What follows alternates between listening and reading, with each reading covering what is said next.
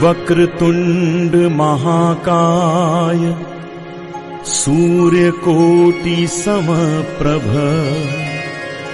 निर्विघ्नं कुरु मे देव सर्वकार्येषु सर्वदा।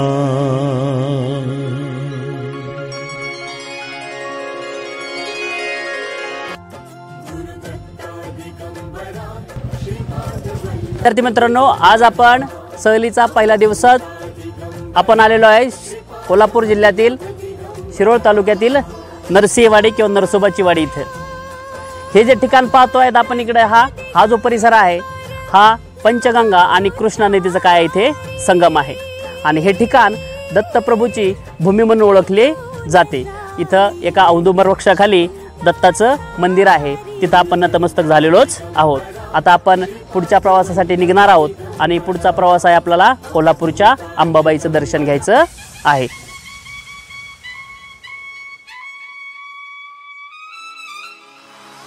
सर्व मंगल मांगल्ये शिवे सर्वार्थ साधिके शरण्ये त्र्यंबके गौरी नारायणे नमस्तुते।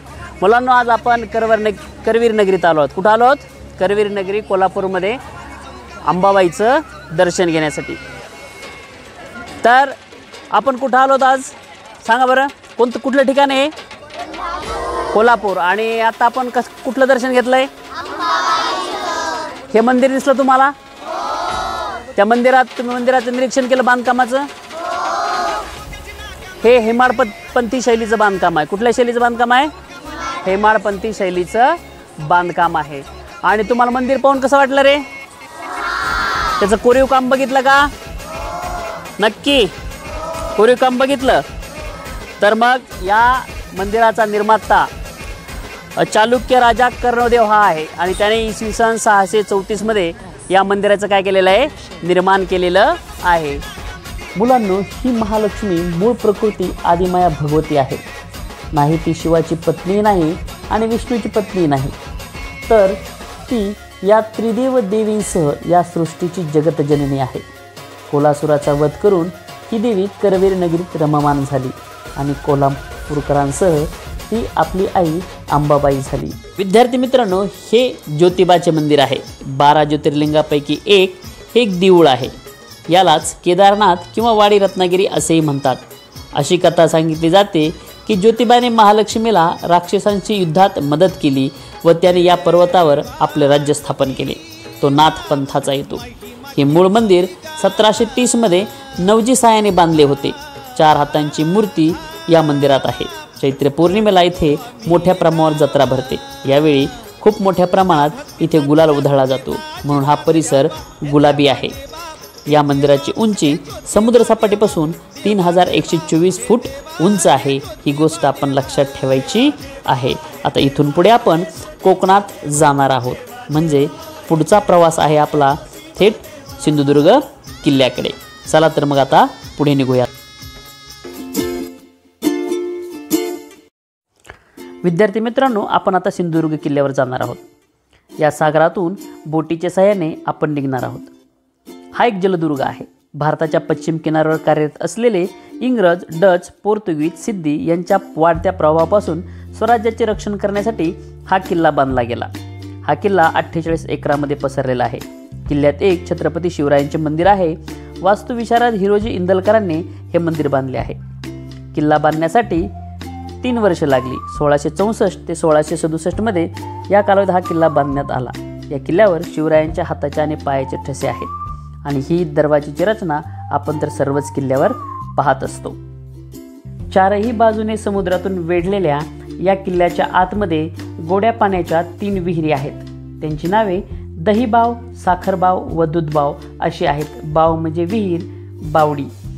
त्याचबरोबर या विहिरीचे पाणी त्या काळी किल्ल्यावरील जे लोक आहेत, सैनिक आहेत, ते वापरायचे आणि आजही येथील रहिवासी याच विहिरीचं पाणी पित आहेत। ही एक महत्त्वपूर्ण गोष्ट आपण लक्षात घ्यायची आहे। आज हा आपण सिंधुदुर्ग किल्ला पाहिलेला आहे। गत वर्षी आपण अशाच पद्धतीचा जलदुर्ग किल्ला पाहिला होता। कोणता पाहिला होता? तर आज आपण हा सिंधुदुर्ग किल्ला पाहिलेला आहे। हा किल्ला जवळपास 1100व्या शतकामध्ये बनवण्यात आलेला आहे आणि या ठिकाणी छत्रपती संभाजीराजे राणीसाहेब यांचं सुद्धा या ठिकाणी वास्तव्य राहिलेलं आहे. राजाराम महाराजांचं सुद्धा या ठिकाणी वास्तव्य राहिलेलं आहे.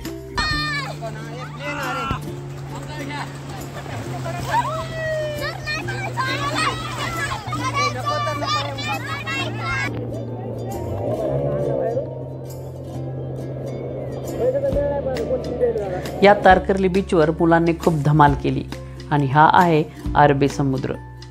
अथांग पसरलेला हा अरबी समुद्र. इथं मुलं मनसोक्त खेळली आणि आम्ही आता पुढच्या मुक्कामाच्या दिशेने निघणार आहोत.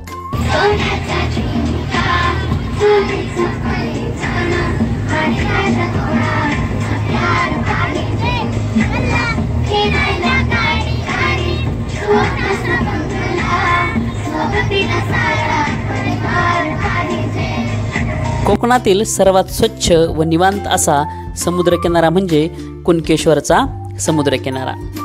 कुणकेश्वर येथे श्री देव कुणकेश्वर हे एक शिवमंदिर आहे. छत्रपती शिवरायांनी स्वतः या मंदिराचा जीर्णोद्धार केला होता. कुणकेश्वराला दक्षिण कोकणाची काशी म्हटले जाते. दरवर्षी कुणकेश्वराला महाशिवरात्रीच्या निमित्ताने 3 दिवसाची यात्रा भरते. या यात्रेच्या निमित्ताने देऊळ परिसरात मोठी जत्राही भरते.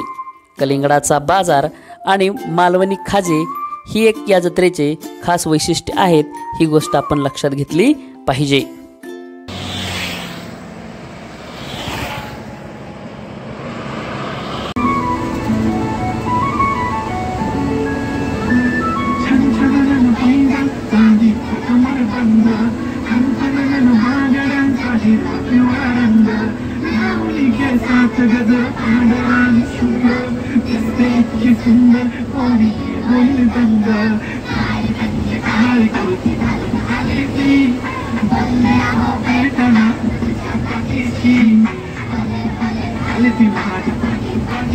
विद्यार्थी मित्रांनो, हा एक समुद्री किल्ला आहे.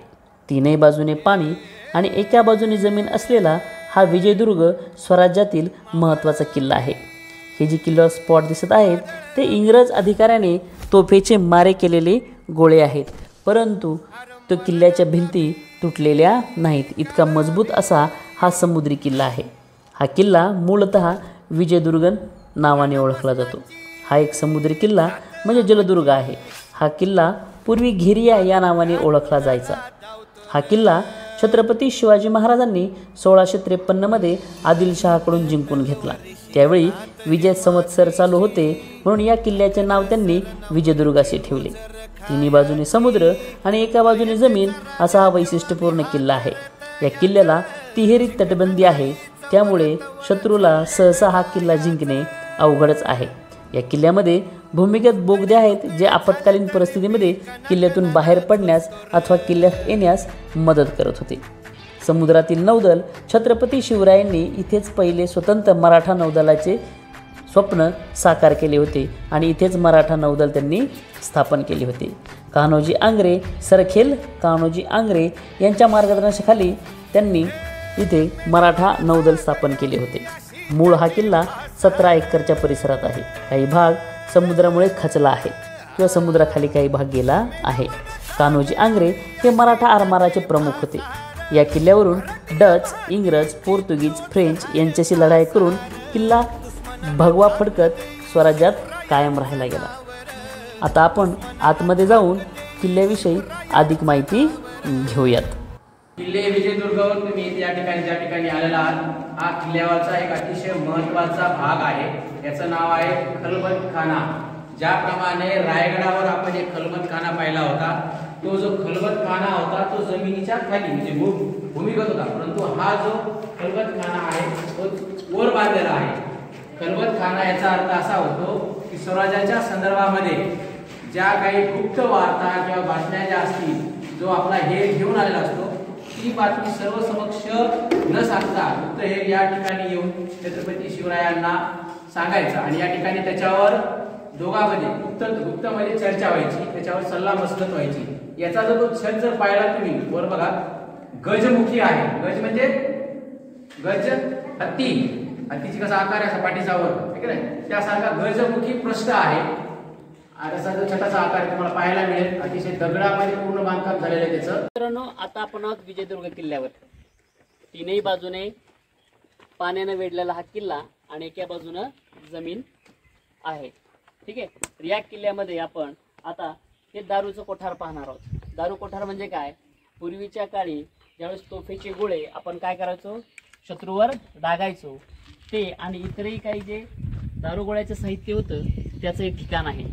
आतमध्ये जर आला आपण, आतमध्ये जर पाहिलं तर आता आपल्याला सगळ्याला काय आत येणं शक्य नाही. आपण काय करू, 2-2, 3-3 जण आतमध्ये येऊ. तर इकडं आतमध्ये जर पाहिलं आपण तर आतमध्ये काय रे, वेगवेगळे काय गोळे. आतमध्ये जर आलं तर आतमध्ये काय आहे, हे तोफेचे गोळे आहेत. त्या काळी काय केलं जायचं, या तोफेचे गोळे काय केले जायचे, तोफेतून समोरच्या शत्रूवर डागले जायचे. ते आता आपण एक एक आतमध्ये येऊन पाहूया. चला या. आता आयताकृती दरबार ह्या गेट मधून आतला जा, ह्या गेट मधून आत जा. तर या विजयगड किल्ल्यावरतीचा हा दरबार आहे. आजच्या भाषेमध्ये आपण सभागृह म्हणून याला ओळखतो, ऐका नाहीये. मंत्रिमंडळाचा असेल, वेगवेगळ्या कार्यालयामध्ये असेल, जी बैठक असते त्या बैठक व्यवस्थेसाठी बनवण्यात आलेला जो हॉल असतो त्याला आपण आजच्या काळामध्ये सभागृह म्हणतो. परंतु छत्रपती शिवाजी महाराज ज्यावेळेला आपल्या मंत्रिमंडळाची बैठक घ्यायची, आपल्या सरदारांची बैठक घ्यायची, तर हा या ठिकाणी हा दरबार भरायचा. आपण आता बघितलेल्या आता ह्या 4 भिंती आपल्याला शिल्लक दिसत आहेत, ऐका नाहीये. आणि हे मोठमोठ्या दगडामध्ये आणि खडकामध्ये, चुन्यामध्ये या बनवलेल्या आहेत. मोठमोठे दगड आहे, एक एक दगड सुद्धा आपल्याला उचलू शकत नाहीत. इतकी मेहनती आणि कष्टाळू, ताकदवान, शूर कलाकार सुद्धा होते बनवते. विजयदुर्ग किल्ल्यावरती 3-4 भुयारी मार्ग आहेत. त्यापैकी हा एक सोपा असा भुयारी मार्ग आहे. आपण तिथे जाऊ शकतो. भुयारी मार्ग कशासाठी, तर भुयारी मार्ग ऐन आणीबाणीच्या वेळी किल्ल्यातून बाहेर पडण्यासाठी याचा काय केला जायचा, वापर केला जायचा. याच्यासाठी काय हा मार्ग आहे. चला आपण हळूया.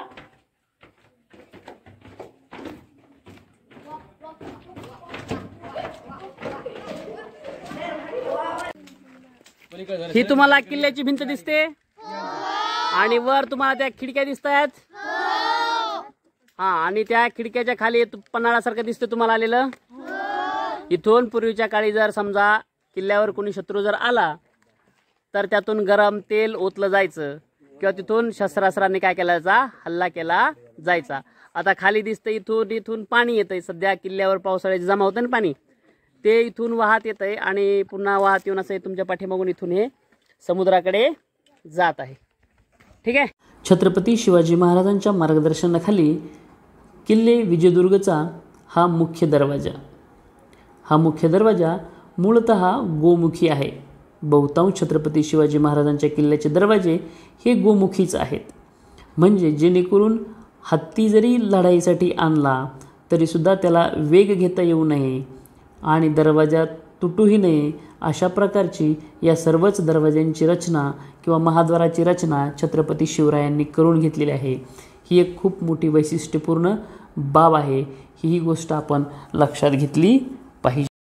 सहली दरम्यान 19 फेब्रुवारी रोजी आम्ही विजयदुर्ग किल्ल्यावरच होतो. त्यामुळे याच ठिकाणी आम्ही शिवजयंती साजरी केली. या प्रसंगी मुलांनी भाषणे केली व शिक्षकांनी त्यांना मार्गदर्शन केले. महाराज, गणपती, गजाश्वपती, भूपती, प्रजापती, सुवर्णरत्न श्रीपती, अष्टप्रधान वेष्टित, न्यायालंकार मंडित, शस्त्रास्त्र शास्त्र पारंगत, राजनीती धुरंधर, प्रौढ प्रताप पुरंदर, क्षत्रिय कुलावतंस, सिंहासनाधीश्वर, महाराजाधिराज, श्रीमंत श्री श्री श्री छत्रपती शिवाजी महाराज की जय. राज्यरक्षक संभाजी महाराज की जय.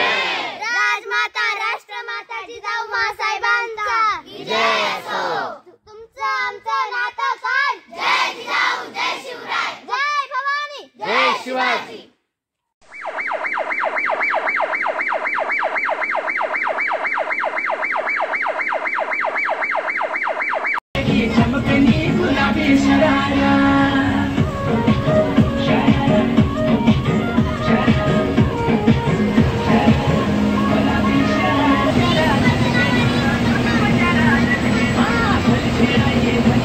Yeah.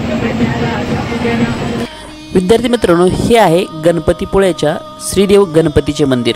अरबी समुद्राच्या किनाऱ्यावर असलेले प्रसिद्ध तीर्थक्षेत्र म्हणजे गणपतीपुळे. सागराच्या मधुर लाटाच्या सानिध्यात किनाऱ्यावर प्रकट झालेला लंबोदर म्हणजेच गणपतीपुळ्याचा गणपती, याला पोळ्याचा गणपती असे म्हटले जाते. याच्या दर्शनासाठी महाराष्ट्रातून, भारतातून नव्हे तर जगभरातून अनेक भाविक आणि पर्यटक या दर्शनासाठी येत असतात. हेच ते असे मनमोहक आकर्षक गणपतीचे मंदिर. ही आहे घोडखिंड, परंतु बाजीप्रभूच्या बलिदानाने ती झाली पावनखिंड. 2 मार्च 1660 रोजी सिद्धी जोहरने पन्हाळगडास वेढा दिला होता. पावसाळा आला, मुसळधार पाऊस सुरू झाला तरी पण तो वेढा उठवायच्या तयारीत नव्हता. अशा प्रसंगी शिवरायांना सुखरूप पन्हाळगडावरून हलायचे होते आणि विशाळगडाला पोहोचायचे होते. त्यावेळी ही घोडखिंड दोन्ही किल्ल्यातील अंतर कमी करते आणि याच वेळेस छत्रपती शिवरायांना सुखरूप पोहोचण्यासाठी बाजीप्रभूंनी आपल्या प्राणांची आहुती दिली. त्यांनी घोडखिंडीत आपले बलिदान दिले.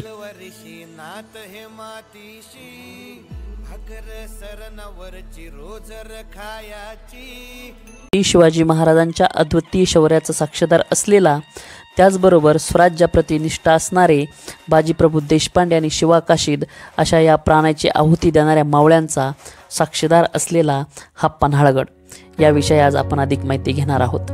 कोल्हापूरपासून उत्तरेस 20 किलोमीटर अंतरावर असलेला व समुद्रसपाटीपासून 977 मीटर उंच असलेला हा किल्ला प्रथम शिलाहार राजा भोज याने 1178 ते 1209 या कालावधीमध्ये बांधला. त्यानंतर बराच अवधी लोटला आणि त्यानंतर आदिलशहाकडे हा किल्ला आला. परंतु 1659 मध्ये आदिलशहाकडून हा किल्ला छत्रपती शिवरायांनी आपल्या स्वराज्यात जोडून घेतला.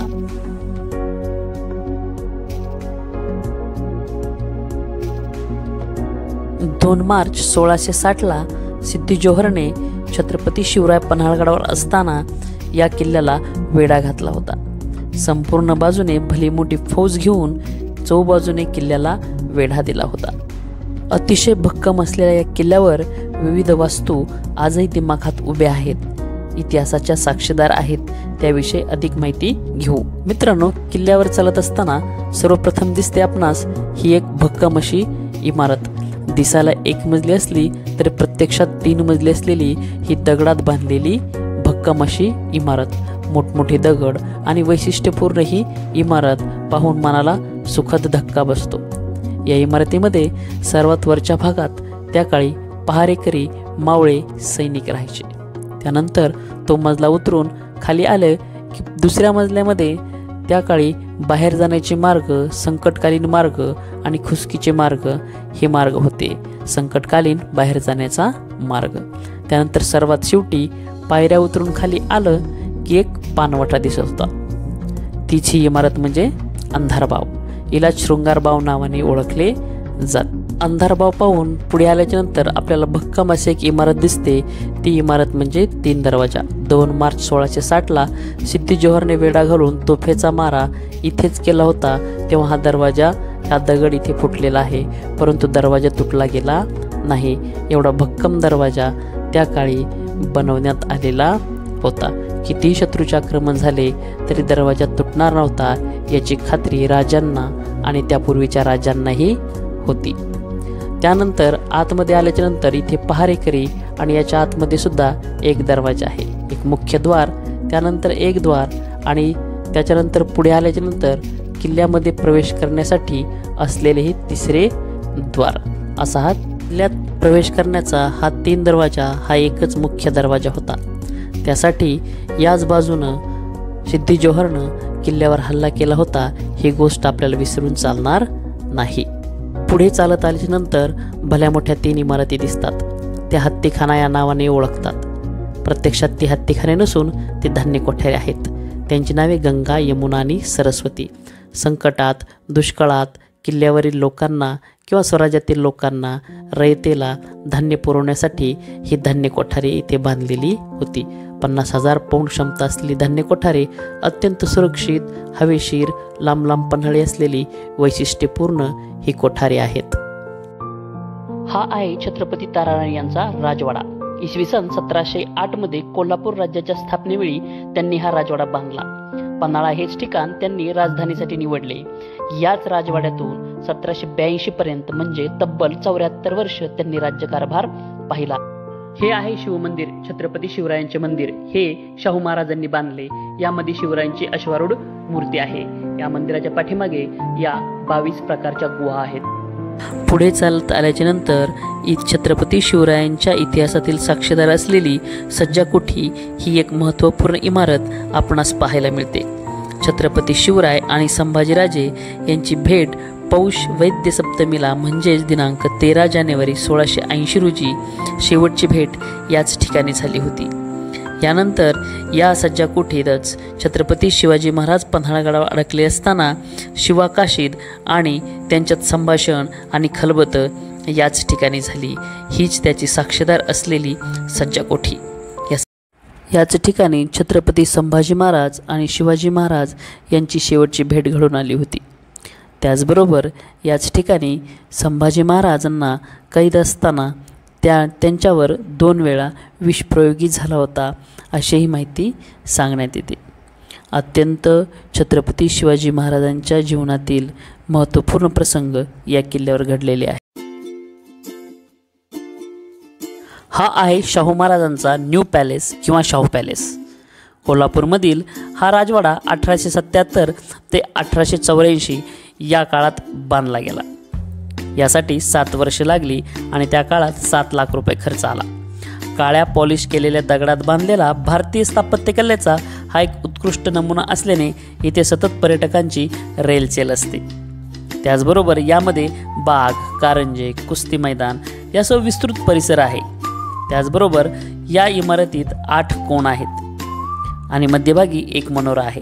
त्यावर 1877 मध्ये घड्याळ बसवले गेले. वेगवेगळ्या अंतरावर लहान मनोरे आहेत. प्रत्येक काचेवर छत्रपती शिवाजी महाराजांच्या जीवनातील घटना रंगवल्या आहेत. इथे एक प्राणी संग्रहालय आहे. त्या प्राणी संग्रहालयामध्ये विविध प्रकारचे प्राणी आपल्याला पाहावयास मिळतात, जसे की हरिण, काळवीट, नीलगाय त्याचबरोबर या पॅलेसमध्ये एक वस्तू संग्रहालय सुद्धा आहे. यामध्ये शिकारीसाठी लागणारे अवजारे तसेच लढाईसाठी लागणारे शस्त्रे आपणास पाहावयास मिळतात. त्याचबरोबर शाहू महाराजांनी केलेल्या प्राण्यांचे शिकारी व त्यांचे अवशेष आजही आपल्याला तिथे पाहावयास मिळतात.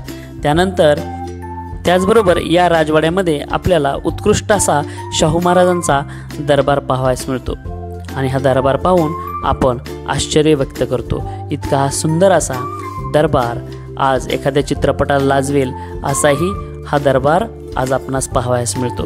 असा उत्कृष्ट असा हा स्थापत्यकलेचा नमुना आपण आवर्जून पाहिला पाहिजे.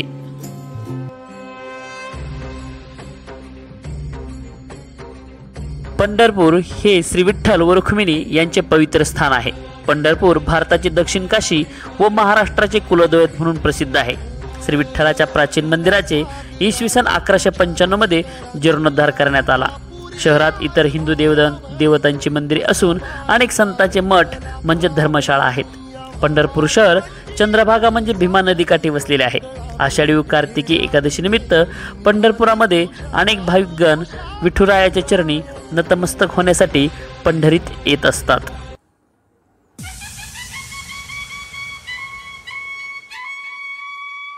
महाराष्ट्राची कुलस्वामिनी आई तुळजाभवानी महाराष्ट्रातील 3.5 शक्तिपीठापैकी हे एक पूर्ण शक्तिपीठ आहे. छत्रपती शिवाजी महाराज व शहाजीराजे या मंदिरात नेहमी येत असत, कारण ही त्यांची कुलस्वामिनी होय. हे सुद्धा हेमाडपंथी शैलीचे मंदिर आहे. ही समस्त महाराष्ट्राची स्फूर्ती देवता आहे. याच देवीच्या आशीर्वादाने व प्रेरणेने छत्रपती शिवाजी महाराजांनी स्वराज्य स्थापन केले. येथे 2 प्रवेशद्वारे आहेत. छत्रपती शहाजीराजे व छत्रपती शिवाजीराजे प्रवेशद्वार. देवीची 3 फूट उंच स्वयंभू काळ्या पाषाणाची मूर्ती आहे. ही एक चलमूर्ती आहे, म्हणजे प्रत्यक्षात मूर्ती पालखीत बसून उत्सवावेळी देवीची मिरवणूक काढली जाते. येथे मोठ्या उत्साहात दसरा महोत्सव साजरा केला जातो. भारत माता की जय, भारत माता की जय, वंदे मातरम, वंदे मातरम.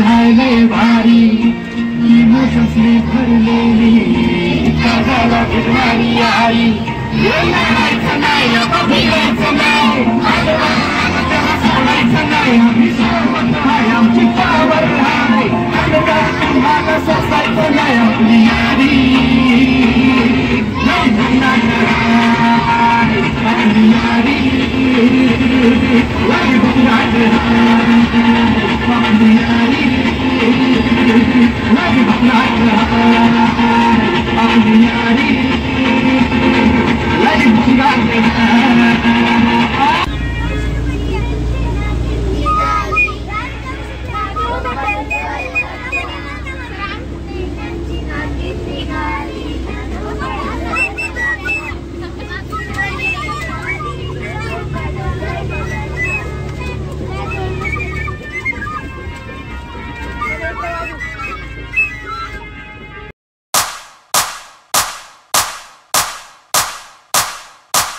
पण आपली यारी जगात हाय लय भारी इमोशन्स ने भरलेली काळजाला फिरणारी यारी हे लढायचं नाही आता भिडायचं नाही आडवा आला त्याला सोडायचं नाही आम्ही सोबत हाय आमची पावर हाय का तुम्हाला सोसायचं नाही आपली यारी लय भन्नाट हाय आपली यारी लय भन्नाट हाय आपली यारी